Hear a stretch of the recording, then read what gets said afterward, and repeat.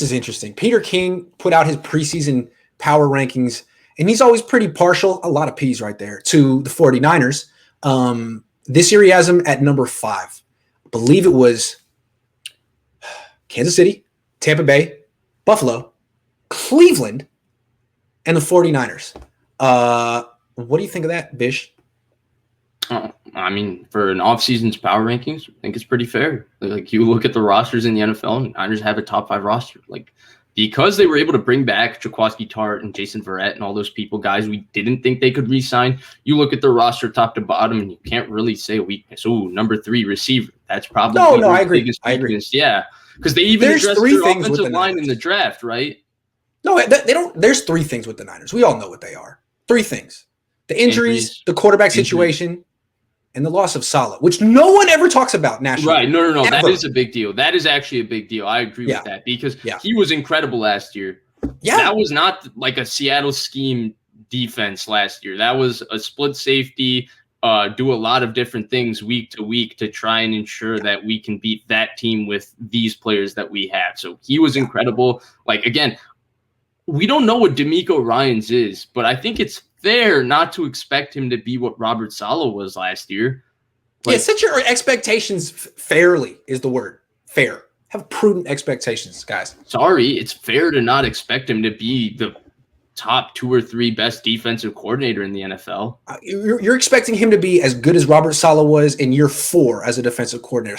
Robert Saleh wasn't as good as he was in year 4 when he was year 1. Rookie Robert. There's a whole difference. Anyway, he evolved so much. He did. Year to year. So that's one thing. And then the injuries, obviously, like, here's my take on the injuries. Like, on one hand, I would like to say that the Niners are going to be more lucky, and I think they deserve to be. And I think a lot of players, like, I feel bad for all those players, that put their heart and soul into it, and you go on a turf that you don't particularly like, and it's sticky, and bang, you get one soft tissue injury, and, like, now you're fighting for your career and stuff like that. I feel terrible. But at the same time, the players that they're relying on, there's about 12 of them that we did that list last time I was on here on a Monday, and it's 12 players that you look at and you go, dang, like, these guys all have massive injury histories. And, like, you expect them to, like, be lucky, but then the history says, like, George Kittle has missed 2 or 3 games the last 3 years or last 2 years, I want to say. And, Nick Bosa has had 2 very serious surgeries in the last 3 years and stuff like that. So that's one thing. And then, obviously, what was the other one you said? You said injuries? The quarterback situation. They don't know who the quarterback is. Right. And they're ranked ahead of the Seahawks and the Packers. The Seahawks, the Packers, the Rams, the Colts, a lot of teams that are talented teams and stuff. And I still think it's fair given the quarterback situation, just because when Garoppolo is played, even though Garoppolo is not as good as any of those quarterbacks, the Niners have had as good a team as those teams when he's played. And you would assume by trading up 3 picks, you're upgrading with Trey Lance. I personally think you're upgrading with Trey Lance. I think you think you're upgrading with Trey Lance. So, like, from that standpoint, like, okay, like, that works, right? That works. Like, from a standpoint, like, 5 is a good spot for them.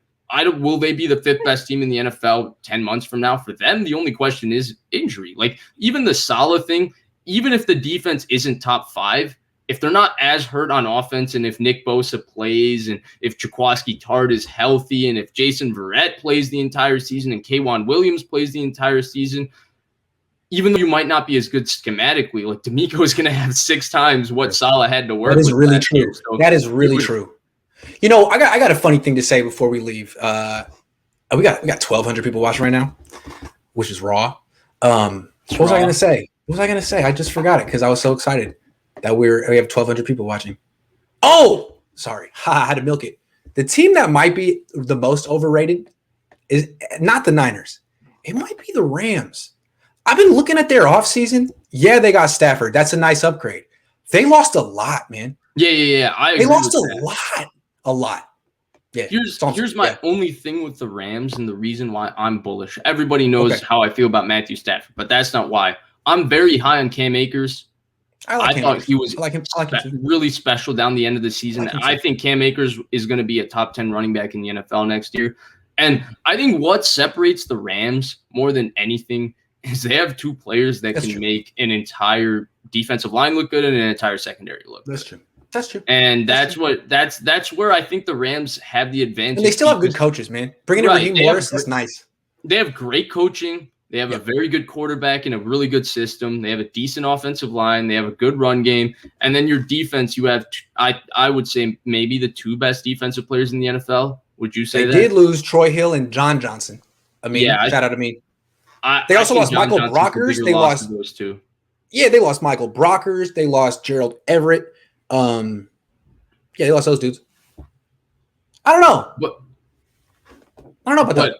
But I agree with you. I actually think across their roster, there's a lot of questions. But they have those 2 guys, Grant, on defense. They do. And they're great. They're off the charts. That's where I think a guy like Troy Hill, he was a beneficiary of the fact that they were able to lock Ramsey on one side and, play zone away from him. John Johnson, I actually think, is just a terrific player in general. Yeah. I think he's going to be awesome on the Browns. But I think Troy Hill was a beneficiary.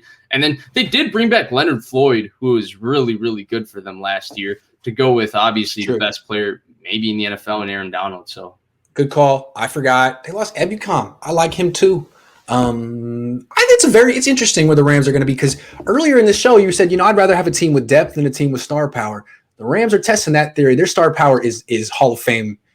I mean, that's even underselling it. So Aaron Donald's the greatest. Yeah. Here's what I'll say about their depth. Because they have such good coaching, it's the same thing with the Niners, right? Like, we didn't know Ross Dwelly was a pretty good player. Bang, they put him in. He's a pretty good player. Like the Rams, we didn't know Troy Hill was going to play that well, and Darius Williams was going to play that well last year. We thought, man, you traded for Jalen Ramsey, you don't have, and a lot of different guys stepped up for them, like Leonard Floyd. Who was he before? I mean, who was the center they got from the Browns? Austin Corbett. He played pretty well for them last year, and he was an absolute failure on the Browns. He was a flop. So their coaching staff also does a really good job of developing players that I feel like they'll have guys step up because we don't know. Maybe I'm a little too bullish on the Rams because of Matthew Stafford, but I don't. No, you made a good point. You make good points. Absolutely.